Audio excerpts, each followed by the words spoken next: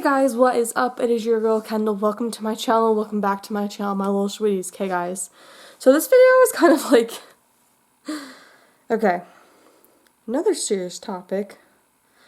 Okay, so I have really wanted for the past, the whole year, have been really wanting to make a video explaining why I had to go to therapy and explain what exactly happened, but like not exact details, just kind of like what I went through with my ex-best guy friend, who was very verbally abusive and very narcissistic. And I didn't know how I wanted to come about this, because I'm like, okay, I do not want to explain like story by story because that just upsets me. I'm like, how the heck do I explain anything I felt? Anything I went through? How do I explain it? It just jumbled emotions together. So, I was literally haven't been thinking about any of this at all. I was just on my phone. Was it on Facebook? Yeah, Facebook. It's from Thought Catalog. The article, 11 Signs You're the Victim of Narcissistic Abuse. And I read it and I was like, I need to go through this in a video and explain parts of what I felt. Or what you may be experiencing if you've ever went through this, or if you are currently going through this and you don't know how to like define it.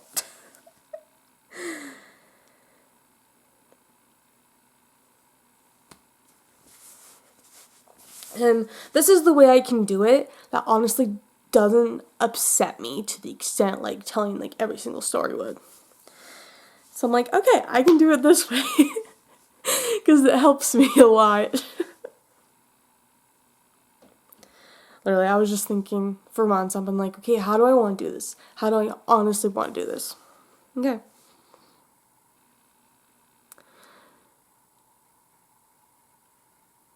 Should I read? Because it's like an intro paragraph basically saying, imagine your reality being distorted. You're just like ridiculed, lied to, demeaned, gaslighted, into believing that you are imagining things. No, so much shit with that. And everything's just not good. And this is what narcissistic abuse looks like. So the first line is, you experience dissociation as a survival mechanism. So basically you feel emotionally or physically detached from the environment, like what you're experiencing. Could be anything. So for me, it was physically I was not detached from anything. Emotionally was I very detached and was just kind of like, felt like I was watching a movie as everything played out. Yes. I was very numb. I was very just kind of like shut off. And I would forget certain things. 2, you walk on eggshells. Basically, when you're in trauma, symptom of trauma is avoiding anything that represents reliving the trauma. So it'll be people, activities, songs, things, just anything you don't want to be reminded about. You're walking on eggshells.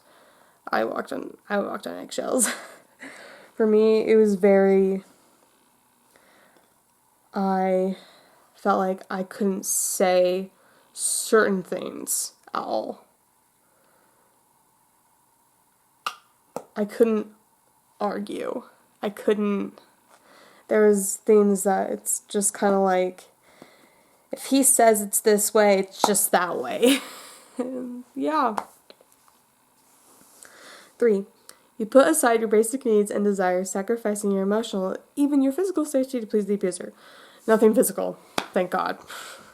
Emotional, yes. So you may have been full of life, goal-driven, now you feel as if you're living just to fill needs and gems of another person. I put a lot of things on the back burner. That was junior years when I started getting really bad writer's block.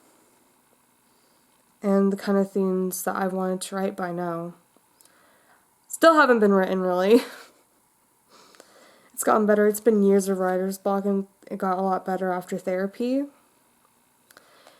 And just certain things, I'm very... we're still getting there. But I have been writing a lot more. That is for sure. At least, if I'm not writing poems, I try my best to always write in my journal once a day. Because usually that was me. And, like, for years, that was totally me. And then it just kind of, like, wasn't me anymore. Like, I don't know. It's sad. And guitar,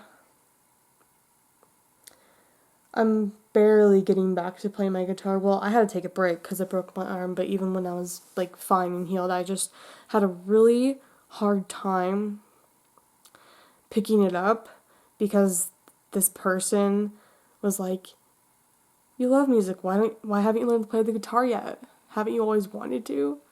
And, like, encouraged it, which wasn't a bad thing at all. It was a very good thing. But when something's just connected to somebody, you just can't. But now, I feel a lot better with it. I was playing a lot last night. 4, you are struggling with health issues and somatic symptoms that represent your psychological turmoil. Okay. I have to Google something real fucking okay. So let's just read what this definition is. You may have gained or lost a significant amount of weight, develop serious health issues, do not experience symptoms of premature aging, the stress of chronic abuse has sent your cortisol levels into overdrive, and your immune system is taking a severe hit, leaving you vulnerable to physical alignments and disease. You find yourself unable to sleep or experiencing terrifying nightmares when you do, reliving the trauma, emotional flashbacks. Okay. This is the first time I'm ever talking about this with, like, probably only, like, one person, maybe 2 people, can't remember correctly, know this, but, when things, like, took a turn for the absolute worst my sophomore year with him, and this is just when it fucking just was happening. So embarrassing. I shouldn't be embarrassed about this, but I totally kind of am still.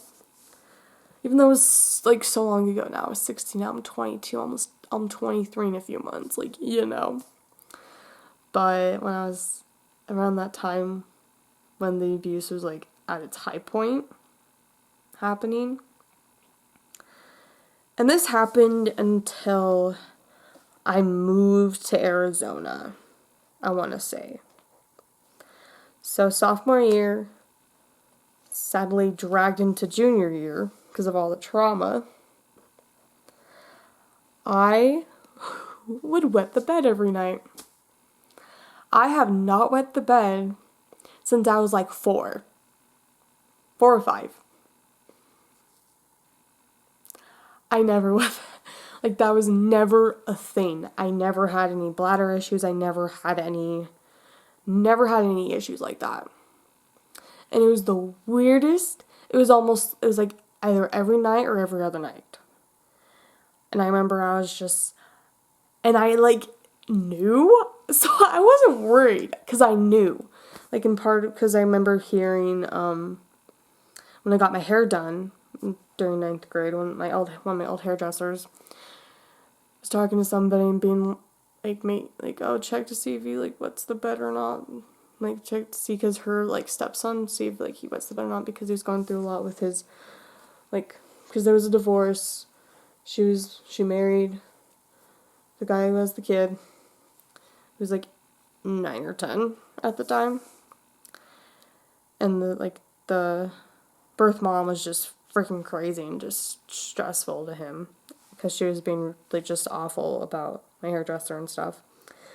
And I remember someone asked like the friend or like the assistant for her. Yeah, the assistant hairdresser. She had somebody helping her, I know that. Was just like, if weird things like if you wet the bed or whatever, like emotional distress causes really weird things just to happen. Or stuff like that. And that immediately came into my mind. And I was just like, well, nobody, not even my own mom knew. Nobody knew for so fucking long. Damn. And it's a real thing. That is a real thing when you're going through so much trauma. Your body does weird shit like that. Mine was wetting the bed. Like 16 to 17 years old. 18 years old. Like, what? What? Most bizarre thing I've ever experienced in my life. And I didn't lose weight because I wasn't eating. I lost weight because I did cross country, but I don't think that was like connected at all. Okay, number 5, you develop a pervasive sense of mistrust. I became because this is anxious, I became very anxious, couldn't trust anybody for a while. It was very I had paranoia of everyone is out to get me. That was a very real thing.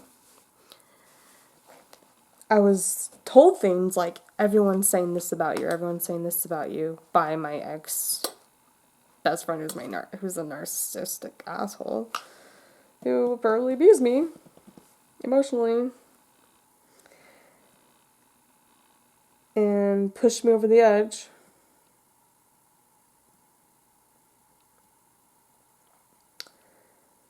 And I was couldn't trust anybody at all anymore. Okay, 6. You experience suicidal ideation or self-harming tendencies. I attempted to cut myself my junior year of high school. I was suicidal. I half attempted suicide a couple times. And the last time I attempted suicide was very, very, like, traumatic and was very, like, you need to get help. It was when I almost OD'd.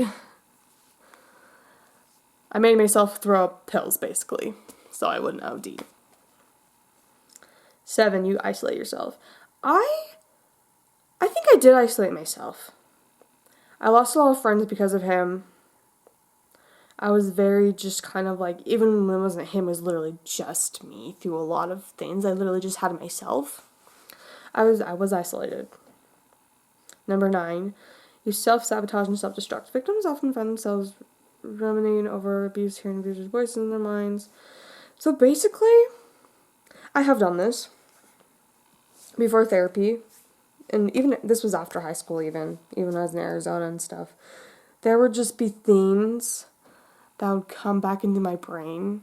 Like, it's like it wasn't my thoughts anymore. It was like this little voice that was his that would just be like so doubtful and like things he said before and things like, and I was just like, nope. And something like would have been like a great opportunity for me just didn't happen because I was in my way because of that.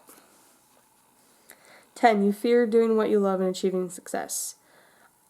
I stopped writing. I sang a little bit, but I kind of stopped anything I liked for a minute. And I wasn't conditioning my talents.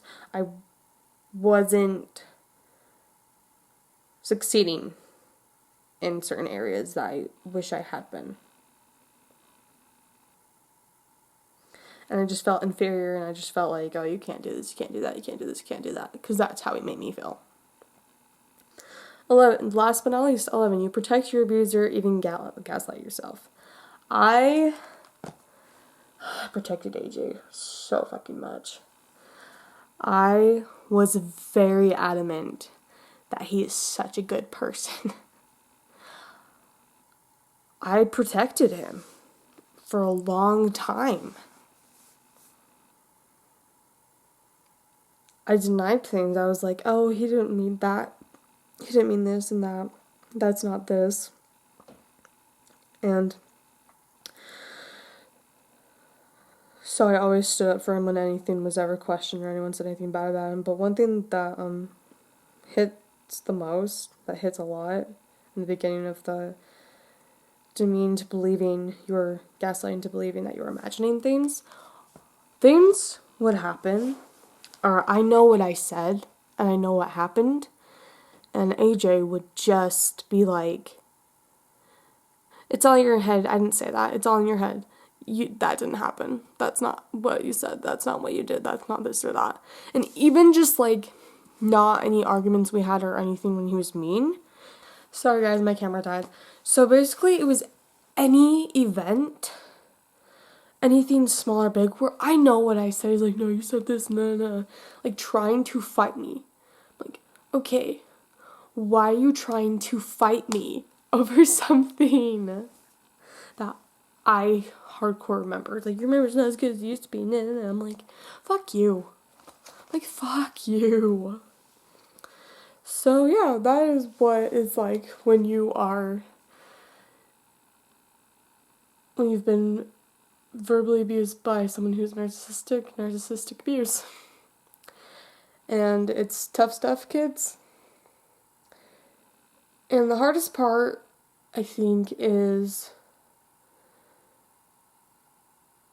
finally, like, telling yourself the truth of what the situation is. Like, you know deep down, but once you acknowledge it fully, it's a really weird feeling. It's a really just kind of like, oh, okay.